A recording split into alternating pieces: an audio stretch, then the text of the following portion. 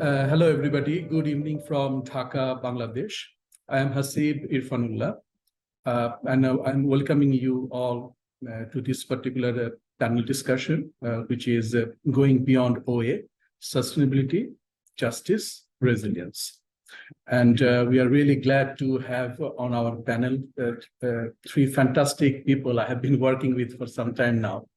But before going into or introducing them, let me give you some background. When I was as a part of the organizing team of a OASPA conference, I was working with Royal Society of Chemistry's Sarah Bossart. And we were thinking that when we talk about open access, we bring in so many different aspects of it, which are very important, no doubt about it. And there are financial element in it, technological element, as well as policy-related issues. And they interplay in a very complicated way. And we have been hearing those aspects over the last 1.5 days at this conference. But while discussing among ourselves, we were thinking that there are some bigger aspects or perspectives we need to bring in when we talk about fully OA and a future of open access in a very integrated manner. So over the next 60 minutes, we will be exploring those issues, that how to synergize the OA movement that we are all part of, and focusing on three specific aspects: sustainability, justice, and resilience. So the way we have organized the whole session, after my initial introduction, each of our three panelists, they will be taking turn and they will be focusing on each of these issues. And they will be spending 8 minutes each. And we hope that the conversation, it will be kind of a conversational, and we will be asking questions, and even not I will be asking questions, but they will be asking questions each other as well. And of course, at the end of the presentation, we will be getting opportunity to ask questions from the audience as well. And so audience, you know that there is an option, Q&A option. Please feel free to post your question there.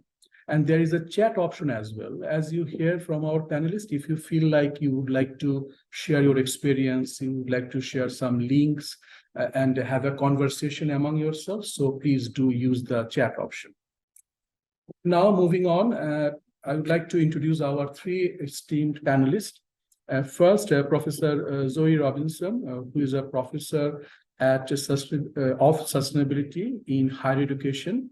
She is also the director of Institute for Sustainable Futures at School of Geography, Geology, and the Environment at Keele University, UK. Welcome, Joey. Our second panelist is Dr. Jessica Blythe, and she is associate professor as well as graduate program director at the center, which is called Environmental Sustainability Research Center at Brock University, Canada. It's quite early. Quite early for you, isn't it, Jessica? Not too early, but our third panelist is Professor Saleemul, and we are in the same time zone. He is also based in Dhaka. Dr. Hawk is the director of ICCCAD, International Center for Climate Change and Development. Welcome, sir. And I welcome you all, and thank you very much for accepting our request and joining this panel. So you have heard from me quite a lot, so let us hear from our panelists. First, I would like to invite Professor Robinson. And Joey, we hear the terms sustainability, sustainable development, and over the last 7 years, we are hearing Sustainable Development Goals, SDGs, a lot. Would you please share with us some of your thought? How would you see the sustainability and scholarly publishing ecosystem? How do you see that they overlap? And especially, how do you see the connection when we think of open access? Joy, you have 8 minutes. The screen is yours. Thank you. Thank you very much, Haseeb, and thank you very much for the invitation. Always A pleasure to talk about sustainability to anyone who will listen. So I am going to start in a somewhat predictable place, hopefully not too basic, but really just around, well, what do we mean by sustainability? And this is very much coming from my own sort of viewpoints and my sort of growing sort of narrative and thinking around this. So sustainability is a very unhelpful word used in lots of different contexts to mean different things. So actually, what do we mean in this situation? So sustainability can be used to just mean financial sustainability. And because of that, people try to use a different term of sustainability, maybe environmental sustainability. But for me, that's also very problematic because sustainability isn't just about the environment. And so we actually, I would even go further than saying it's not just about the environment, but actually talking about environmental issues can be problematic. So, climate change, deforestation, pollution, all of those things which link to every industry, they're not actually just environmental issues. They're cultural, political, economic, social. And actually, by calling them environmental issues, it allows people who don't see themselves as environmental people to ignore them, or just to give one person in an organization sort of that responsibility. So when we're talking about sustainability, yes, it means what we might traditionally class environmental issues, but integrated with social issues, a social lens, economic issues, and an economic lens as well. So it's much more than the environment. In 2015, when we had the Sustainable Development Goals from the United Nations, that became a really useful way to talk to people about what we mean by sustainability, showing the whole breadth of different issues from hunger, poverty, through to climate change and other what we might think of as sort of the environmental side of sustainability. But actually, the Sustainable Development Goals itself, I think, are problematic for a number of reasons.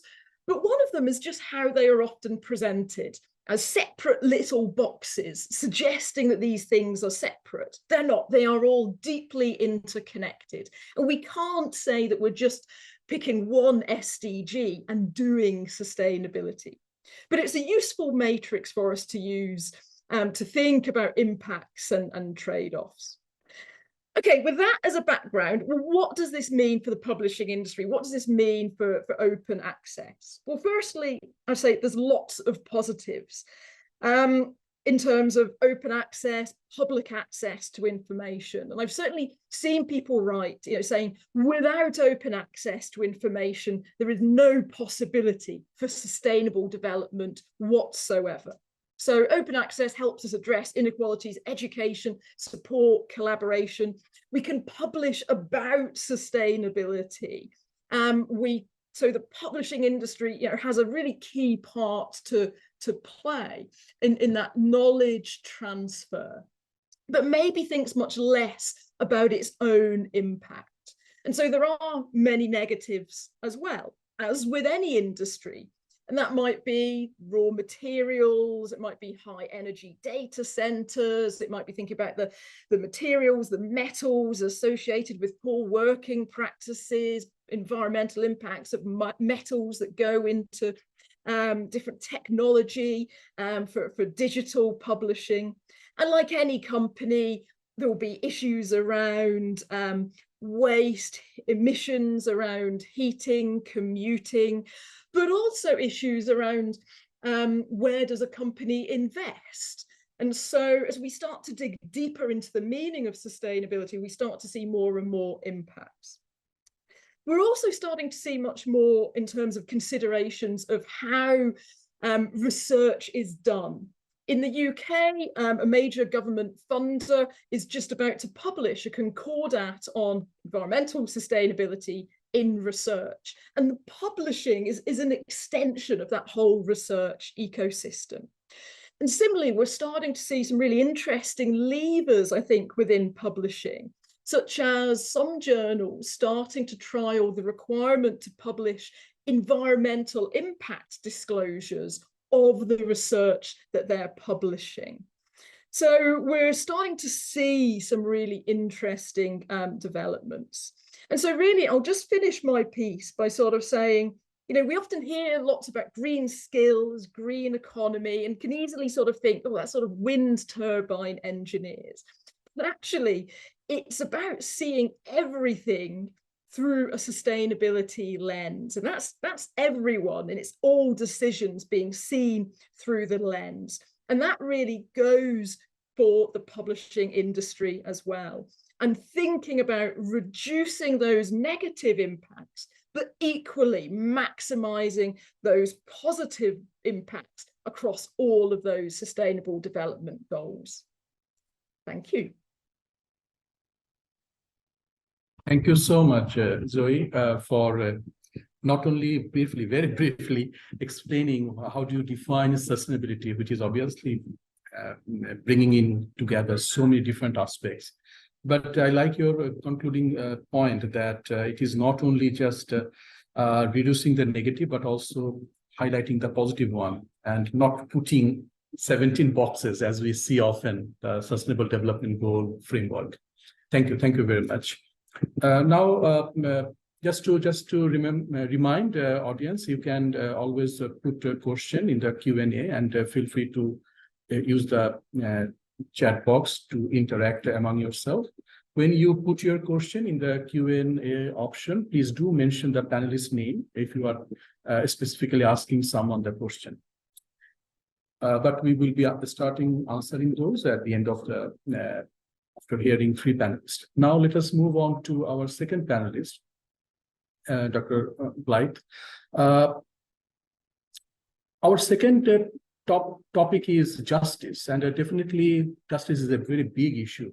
It includes fairness, equity, and we talk about accessibility, equity, diversity, inclusions over the last few years, especially in the scholarly publishing ecosystem.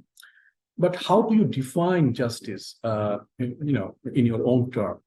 And what are the elements of justice actually linked with the scholarly publishing in your as you think of it? Would you please shed some light on that, Jessica? You have 8 minutes. Thank you.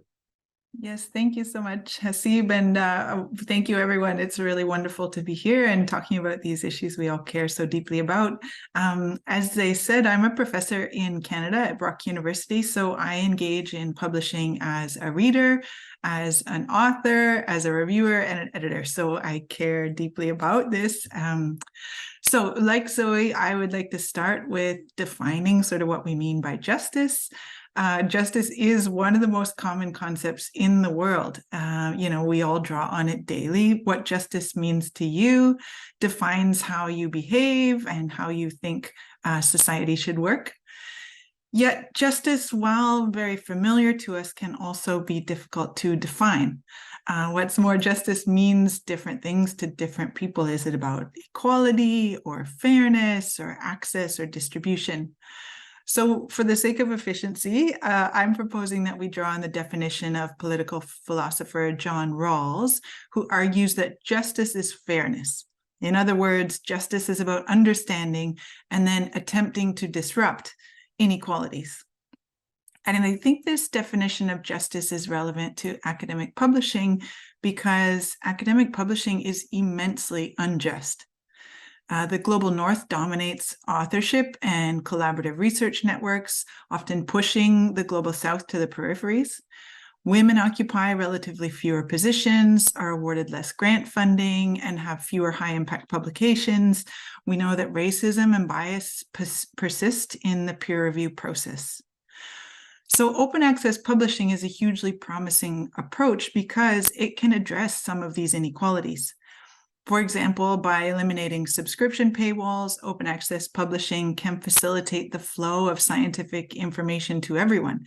The idea being that everyone has access to research findings and that everyone's ideas also receive the same platform. So thanks to the efforts of many in the open access community, nearly half of all research articles that are currently being published are published in some form of open accessibility. And this means that open access publishing is really increasing justice for readers. However, open access publishing, I would argue, has unintentionally increased injustices, and a lot of that plays out for authors. So I'd like to talk through three key challenges. So first, and probably most well known, is the exorbitantly high publication fees have created a two-tier system in which researchers based in rich countries like Canada and at rich institutions can afford to pay, and everybody else cannot. You know, famously, articles in Nature or in Cell Press can cost upwards of $10,000 US. Haseeb provided a nice metric for that. If you divide an article that's, let's say, 5,000 words by that fee, authors are being asked to pay upwards of $2 per word. And if we compare that with the extreme poverty rate, which is currently between $2.15 to $2.50 a day, it really puts inequality into context and the really extremely high fees that are being charged to authors. And these fees are leading to really uncomfortable conversations and decisions. For example, I find it difficult to justify spending $10,000 on a single article when I could use that money instead to support a graduate student. Or I work a lot with colleagues in Mozambique, and that single article fee is comparable to the annual salary there for a professor. So this system with these extremely high fees means that the advantages of those who are already privileged continue to grow. Second challenge is that many journals have waivers for scholars from institutions in low and middle income countries, which is wonderful. However, the waiver system is often highly problematic when you get into the fine print. At Ocean Sustainability, for example, where I am an editor, the waiver that we offer only applies to the corresponding author's institutions. It doesn't matter where the lead author is from or any of the co-authors. So I'm currently handling a manuscript where every author is from an institution in low and middle income countries, except the final author, who is the corresponding author, and therefore they don't qualify. Colleagues of mine at institutions in the Global South often tell me that they spend weeks or months begging for the waivers. So clearly there's some work to be done in that area. And a third challenge is that changes to the open access systems are unfairly hurting particular authors. And this pattern appears over and over. It's often scholars based at institutions in the Global South, early career researchers who often bear the costs. So for example, in March this year, the Web of Science delisted 50 journals, stripping them of their impact factors in an attempt to crack down on predatory publishing, which is normatively a good thing. The problem is that many of those journals are based in the Global South, and they publish the work of scholars from the Global South and early career researchers. So this ends up devaluing the work of these underrepresented scholars, who then continue to fall behind scholars from rich institutions and countries who are paying to publish in open access, high impact sources, and continue to reap the benefits of higher citations, which leads to more funding, etc. However, all is not lost. I think there are wonderful opportunities for us to engage with these challenges, and I'd like to finish with three opportunities. So first, at a very minimum, I argue that the scientific community needs to commit to monitoring the impact of open access publishing on researchers, including how that's playing out for underrepresented groups. This data would allow us to understand what the trends look like and identify areas that require improvement or change in the open access system. Secondly, we need global dialogue to discuss how we ensure that open access publishing is fair. Open access publishing includes a range of diverse practices, and sometimes they have conflicting aims of transparency and participation and equity. We need to untangle these, and so I'm really grateful for the opportunity to discuss this today and have this dialogue.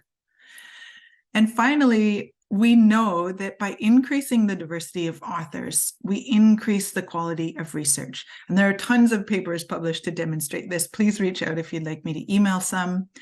So ultimately, ensuring justice and diversity in open access publishing is a huge opportunity to advance our shared goal of publishing high quality, rigorous, and useful science. Thank you.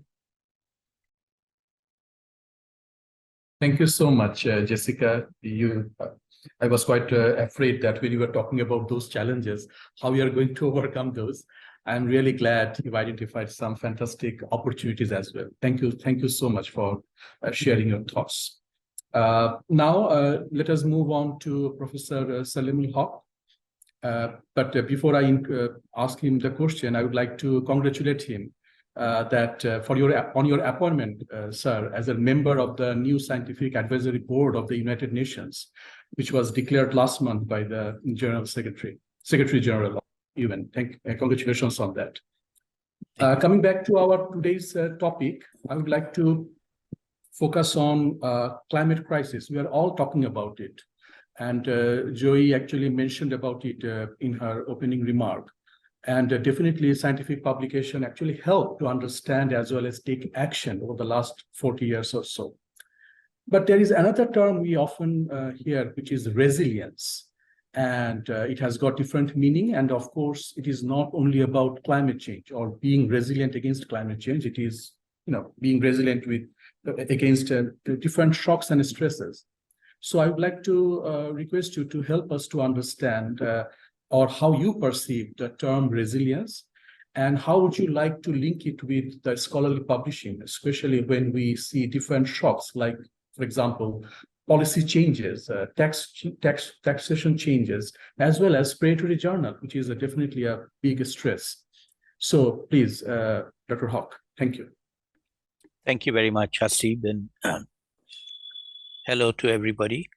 So let me start by sharing a little bit about what I do and where I'm coming from with my remarks, and then try to address your questions. And apologies for my sore throat.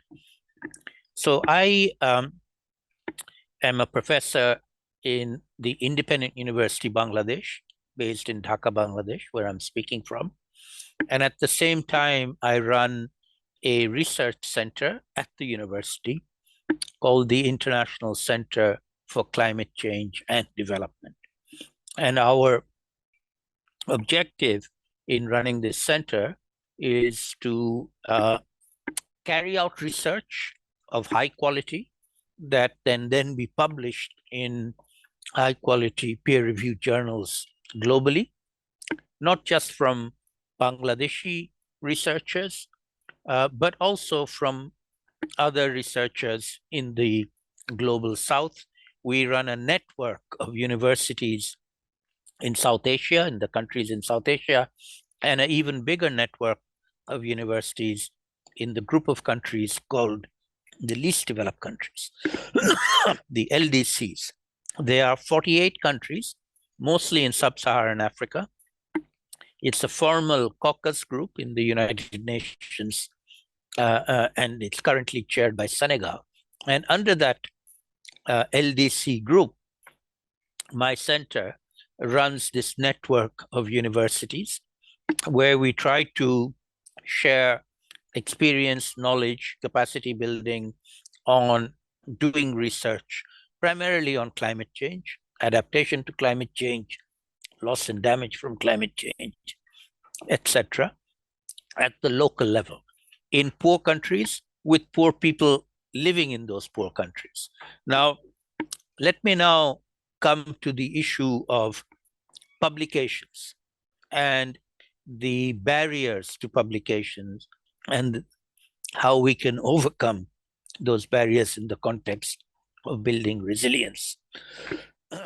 The first barrier for researchers in the global South generally is all the journals that they want to apply to or submit to are in the global North. There's a very small handful of journals in the global South, and I would distinguish between what I call the global north in the south and the deep south. And by that, I mean, if you look at the developed world and the developing world, the number of countries that people in the developed world could name from the developing world would include countries like China, India, Brazil, South Africa, maybe a handful of more countries. But you'd run out of countries to name very, very quickly. And it's very doubtful that any of the least developed countries like Tuvalu or Kiribati in the Pacific, or Maldives in the Indian Ocean, or Mali or Niger, Burkina Faso, these countries would not even be on the radar. These countries are what I call the deep south. They are doubly disadvantaged and in terms of capacities, access to journals, both to read as well as to publish in. And to me, that undermines the resilience of the research capacities in the universities primarily, but also in research institutions in this deep south. And one of the things that I and my colleagues try to do is to mentor, support, enable our young researchers, young faculty members to aim to publish in global journals, where, as we've already heard, there are a number of hurdles, not least of which is the fees that they charge to pay for publication. But even without the fees, there are significant obstacles in getting articles reviewed and then responding to the reviewers' comments. That is one of the most difficult parts of young scholars in the South, is knowing how to revise their manuscripts in the light of reviewer comments that they receive. And so what I take as resilience in the research arena is enabling researchers to become good researchers and enabling them to publish in the global literature, in the which is predominantly northern owned publications rather than southern owned publications. And let me end by giving you an example of how this works out, if you like, and the injustice of the publication arena. In the climate change scientific arena, we have the Intergovernmental Panel on Climate Change, which is regarded as the gold standard for citations.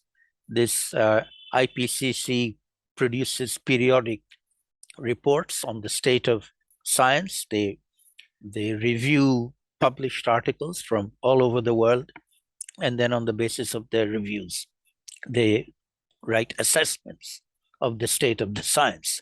Now, in the last IPCC report of, excuse me, Working Group 2, which is on vulnerability and adaptation, impacts and adaptation, where these are primarily in the global south, we reviewed, one of my PhD students reviewed all the articles that were cited about Bangladesh, my country.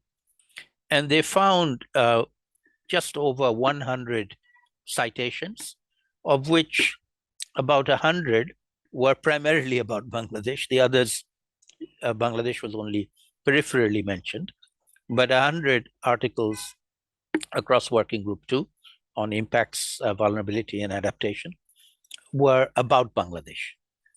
But then we drilled down on the authorship of these articles. And we found fully 3/4 of the first author in these articles were based in the global north. They were either non-Bangladeshi academics who did research on Bangladesh from Canada, the US, from the UK, from Australia, or they were Bangladeshis who were now living in those countries, who were academics in British or Canadian or American universities and were publishing from there. They often had second or third authors who were based in Bangladesh, who would be basically the data collectors on their behalf, who collected the information, but were not the primary authors of that. And so, in my view, the resilience, that's not a resilient system. The resilience of the publication and research system in Bangladesh should be to reverse that. And we have a program that we call Gobeshona, which is the Bangla word for research, where we try to do that. We try to get researchers from Bangladesh and other least developed countries to be the lead author in publications to do with climate change impacts, vulnerability, and adaptation. And I guess the fruits of our labor will come out in the next assessment report of the IPCC, which is about to start. The seventh assessment cycle is about to start. So we have a few more years to get our act together and to get some good publications into the global scientific literature. I'll stop there for now. Happy to take questions. Thank you. Thank you so much, Dr. Hawk. Thank you for joining, despite the, you are not feeling fully fit. Thank you very much. And you have linked, resilience with in a different dimension of resilience. Actually, I also didn't think about it when we link scholarly communication, research, the whole ecosystem. Thank you so much. Audience, please feel free to post a question in the Q&A box. But listening to our panelists, I have a few questions to ask them, if I may do so. Let me change the order a bit. Let me go to Jessica first. We have heard from Jessica regarding some opportunities and, of course, some challenges we need to overcome. But if we want to overcome challenges and harness the opportunity, we need some actors to get involved. To you, who do you think that those actors are? I mean, it is quite complex, quite multidimensional, scholarly publishing. Who are the actors you would like to focus on if we want to have a fair system in OA publishing? Jessica. Yeah, thank you for that wonderful question. And to my co-panelists, it's wonderful to hear your thoughts on the topic. You're right, Haseeb, this is, I would say everyone in a short answer, but that creates a wonderful opportunity or wonderful opportunities because there are so many entry points and so many of us in this room and at this conference have a way that we can be involved. So I would say publishers obviously have a huge role to play in advancing equity in this open access system. Some tangible things which are not new, but I think they need to be elevated and the profile needs to be raised is transparency around the open access publishing fees has to be improved. The diversity of fees is so great. So some transparency there would be really helpful by publishers. Also potential other ways, in addition to waivers, to offset those costs. As Dr. Hook highlighted, they just are absolutely prohibitive for many brilliant scholars who we need in these conversations. So publishers are a big actor. I would argue funders, have a role to play here, and that role could be committing resources to doing the kind of monitoring on how open access is being accessed and not, and by whom, so that we can identify inequalities and improve on those. I also argue, perhaps controversially, that we need to consider other publishing models that are outside of just the open access gold standard to increase equity. Institutions also have a role to play here, and I think we do as scholars as well. And I loved the comments from Dr. Hook around mentorship and investing in capacity building to even the playing field in terms of our opportunities to publish, and also that we continue to put pressure on the publishing industry around transparency. I think those are some of the players who I think have a role to play in trying to think through justice and equity in this space. Thank you.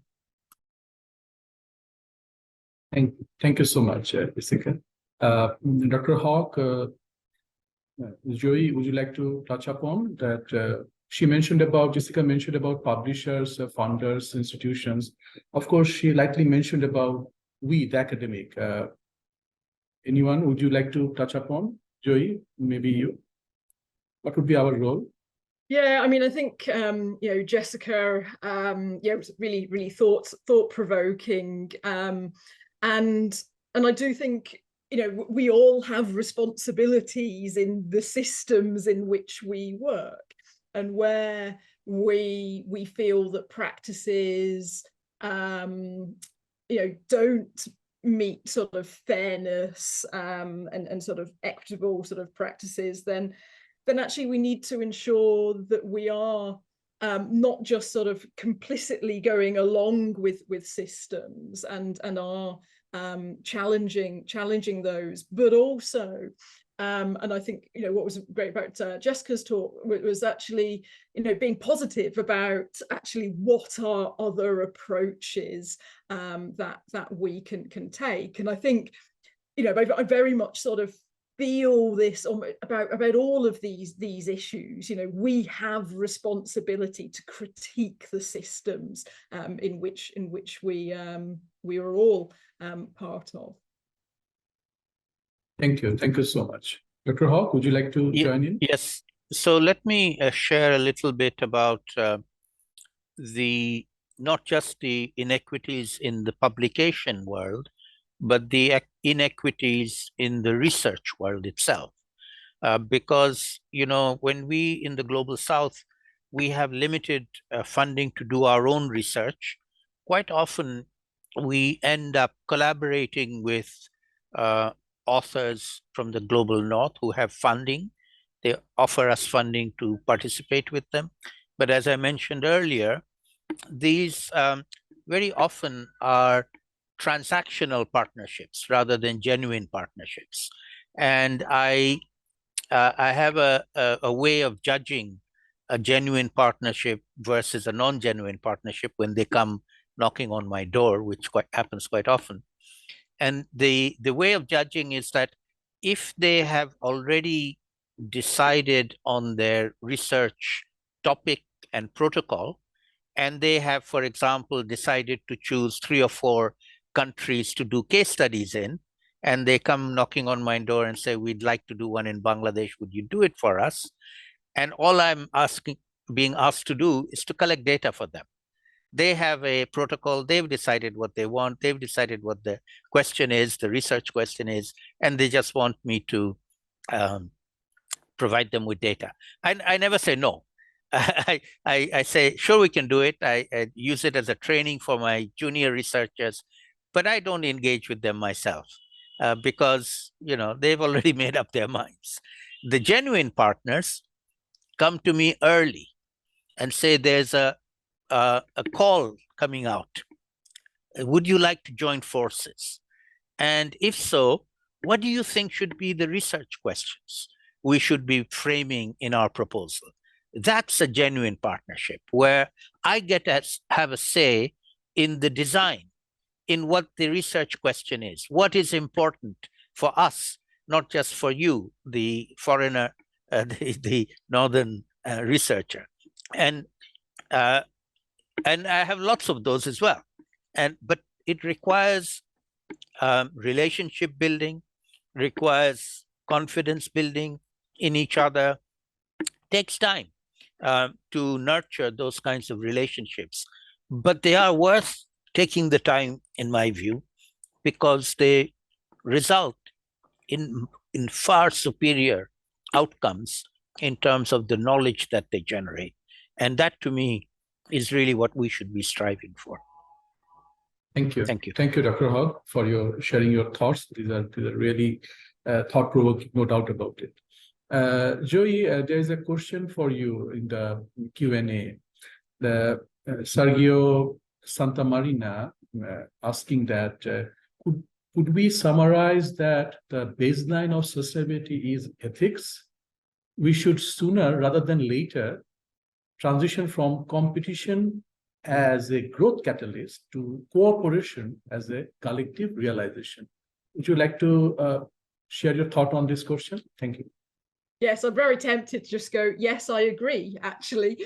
You know, and I think if you look at the Sustainable Development Goals, there's a reason why the 17th goal is partnership for the goals, and the, you know, the very much the acknowledgement that we can only solve, you know, all of these challenges that we face as a society if we were in effective partnerships. And Dr. Hook just, you know, very, you know, well articulated, you know, but the difference between something which is more a transactional partnership rather than a genuine collaborative partnership, and that's across different parts of the world, but equally across different disciplines, and actually, you know, a huge part of that is just having respect for others and really deeply trying to understand different perspectives in order for those collaborations to take place.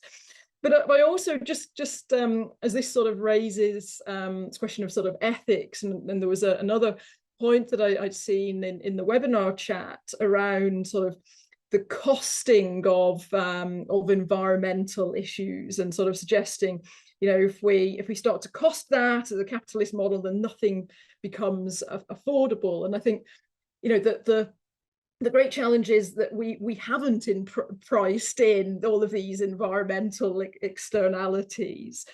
And that's actually a huge part of the problem of where we are.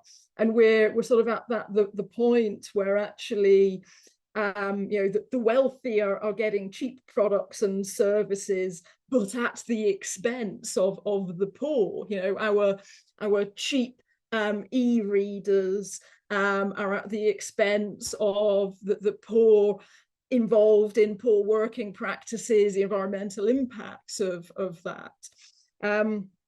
So, you know, there's some really fundamental sort of issues underlying, you know, creating more sustainable business models in any industry.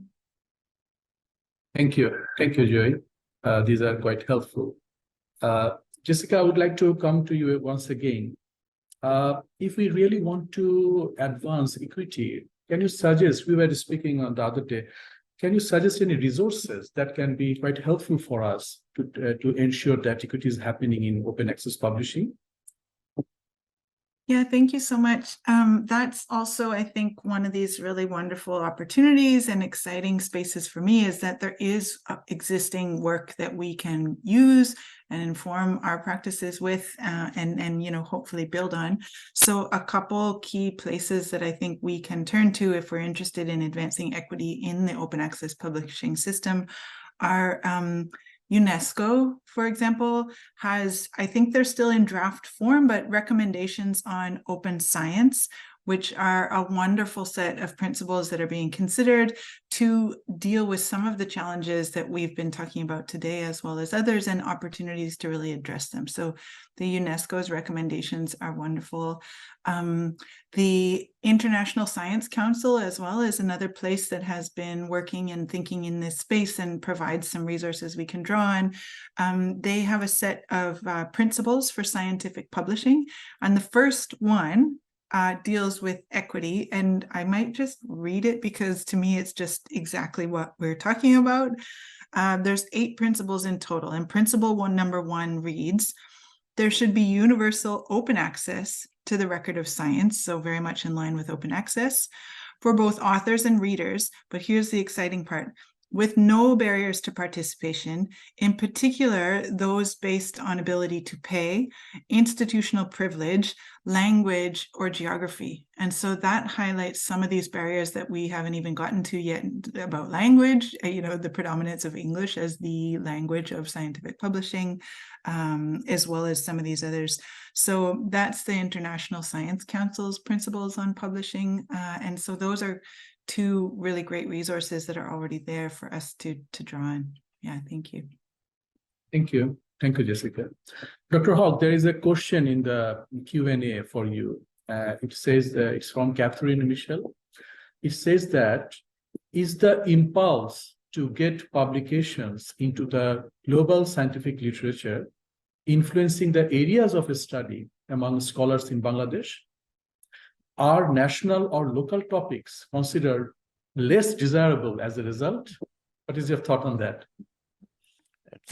Excellent question. And the answer is yes. Let me give an example from the climate change arena, which is my area of research and expertise.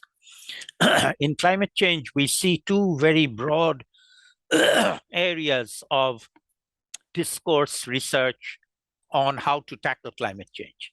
The first area we call mitigation, which is about reducing emissions of greenhouse gases that caused the problem in the first place. That is absolutely essential and very, very important. The second area is on what we call adaptation to the impacts of climate change. And now, when it comes to where these two issues are relatively more important, I would argue that mitigation research is far more relevant and important in countries that are big emitters of greenhouse gases.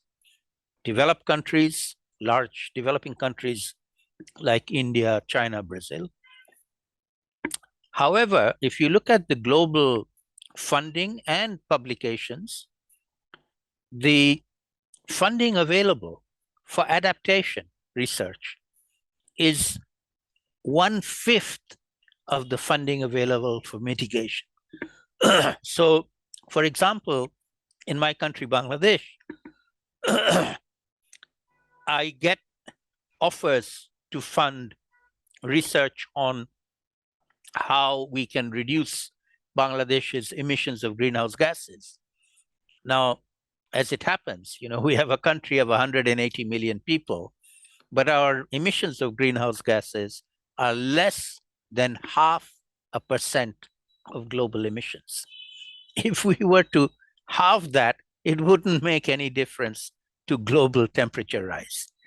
On the other hand, we have 180 million people who are extremely vulnerable to the impacts of climate change, and we need to do research on how we can help them adapt to the impacts of climate change, and we don't get funding to do that research, let alone get that published. So get funding to do the research first and then get it published in international peer-reviewed journals. Things are getting better, I must say. It's improving, but it's still a lopsided playing field, as it were. Thank you. Thank you so much for those examples, Dr. Hogg.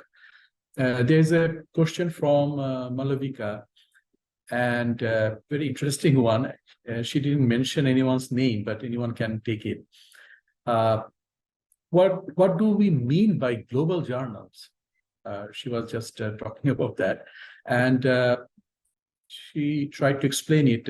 It doesn't help if the British journal XYZ is considered global versus the Dhaka-based journal ABC is not. What denotes global or international journal? Indexing or in certain database or any other factors or matrices? Any taker?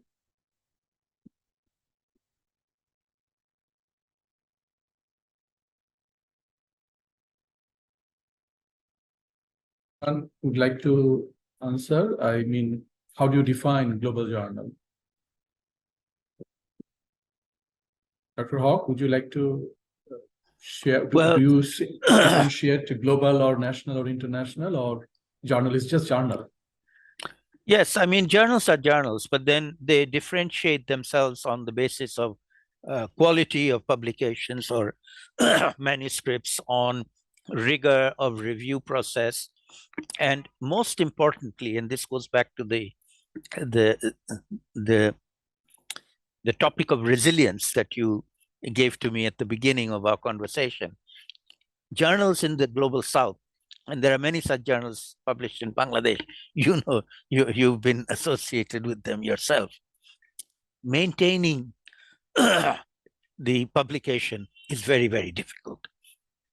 It's almost impossible for journals to, if they're a quarterly journal, maintain, every quarter bringing out good quality products. Partly commercially, partly lack of papers being submitted, partly, the review process taking too much time.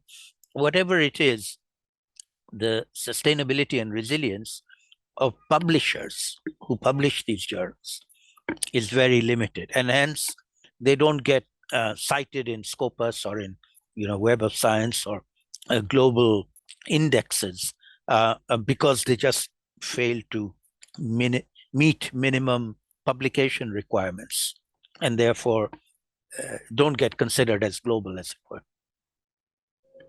Thank you, Dr. Hawk. There is a question in the Q&A. I think I would give it to Jessica because it talks about APC and high APC. It says that what would panelists say? I'm reading. Jessica says, to the CEOs of the biggest publishers who have a duty to deliver financial results to their stakeholders, shareholders rather, in a world where subscription revenue is diminishing, and using high APCs and aggressive author marketing to plug that gap seems to be the blunt tool in place. How would you like to respond to that, Jessica? The changing scenario from subscription to APC. So to the shareholders, high APC has to be maintained because they have to maintain their profit margin. What would you say? Yeah, I'm very happy. Thank you for that question, which I recognize is a challenge, and it's part of the way that big company operates. But Haseeb, I would also like to throw it to you because I know you're quite informed in this space as well. So from my perspective, I recognize that the job of many of the corporate sort of systems in which we publish, it requires reporting to shareholders and requires that profit, and that's the model that drives the business, and it funds a very efficient and effective publication model. But I guess I would say that I think there is interest and appetite these days for a corporate model that incorporates more than just a strict bottom line, but also pays attention to corporate social responsibility. There's huge pushback, whether it be social movements and unions against big companies or, shifts in what we think is collectively important. So I would argue that I think there's room for being a company that prioritizes, yes, a strong financial return for shareholders, but also engages with issues of equity, and that would be something, I don't know, would be appealing to shareholders. Haseeb, I'd be keen to hear your thoughts on that as well. Yeah, thank you. Yes, it is quite a challenge, isn't it? We can go through the corporate social responsibility pathway, but in the previous, an earlier discussion today in this conference, there was a call for disruption of the system because it is so full of unfairness or inequity that we have to do something about it from the core, not just tackling the symptoms, but actually what is happening. What profit margin should be acceptable? That would be the question to ask, isn't it? We have only 5 minutes left, so I have a question. I was just thinking of it when I was co-designing this session. I have a question to all of you, and you can spend 1 minute before we finish. So my question, listening to over the last 55 minutes, how do you synergize when we talk about sustainability, justice, and resilience. Do you see connections? Although you talked on, I have heard that you mentioned, when talking about resilience, we move to justice or equity. So this is the last question to you all. I would like to start with Dr. Hawk. How do you see the synergies between or among sustainability, justice, and resilience in the scholarly publishing or research ecosystem as a whole? Well, I would see it primarily in the research ecosystem, where researchers from developed and developing countries join forces in a genuine partnership, as I described earlier, to tackle problems and issues of mutual interest. Now, as it happens, the topic that I work on, climate change, is a global problem. It's a problem in Canada, it's a problem in Bangladesh, but different kinds of problems. And so, if we have a genuine meeting of minds and sharing of perspectives, we should be able to co-design research programs, projects, activities that are genuinely responsive to each particular country or situation or geography, and then produce good quality publications that we can submit to global international journals.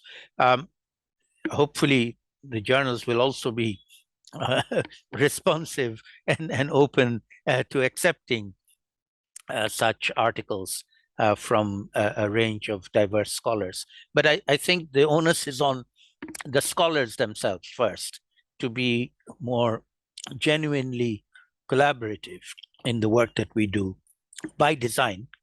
And in my view, that will actually help. It's a win-win in terms of getting good quality research done in partnership. Thank you. Thank you, Dr. Hawk. Jessica, in 1 minute or so. Yeah, thank you so much. I think something that I take daily comfort in and motivation from, and I'm so pleased to hear Dr. Hawk say things are improving, is the fact that millions of us across the globe care about these issues, and we care about advancing them in the research that we do, whether that be as publishers or authors or reviewers. And so I'm keen to say that I do think there are synergies across these three, which rarely happens. Usually we're looking at trade-offs and trying to mitigate unintended consequences and maladaptive outcomes. But in this case, I do see opportunities for increasing all three of these at the same time in a synergistic way in the publishing sphere, in particularly open access. And so just as an example, if we were to collectively say, we demand more transparency, we demand more equity, we want to invest resources in building the capacity and opportunities for more equitable publishing, we want better, social sustainability conditions, all of that I do believe could be synergistic. And ultimately, as I landed on, I do think that that will improve, we know that it will improve the quality of the research itself. So I'm ending on a hopeful note. I do think the synergies are there. Thank you, Jessica. Thank you so much. Zoe? And really just finish, I would go further. I see them all as part of the same thing. I don't think that you can have one and not the others. Maybe separating them out allows a deeper understanding and a sort of a deeper sort of perspective on those different elements, but ultimately they have to come together. Thank you. Thank you so much. Thank you so much, Dr. Hawk, Professor Robinson, and Dr. Blythe. It's a fantastic session, and I thank our fantastic audience for their thought-provoking questions. And a huge thank you to OASPA for giving us this space to discuss sustainability, social justice, and resilience. Very quick announcement. The next session will be the last session of day 2. A panel on equity and sustainability in Diamond Open Access Publishing, and it will be happening exactly in 15 minutes. So you can stay connected, or you can come back using the same Zoom link. That's all from us. Thank you, everybody, and take care. Bye. Thank you very much, Haseeb. Well done. Thank Nice you. meeting Thank you. everybody. Thank you. Bye.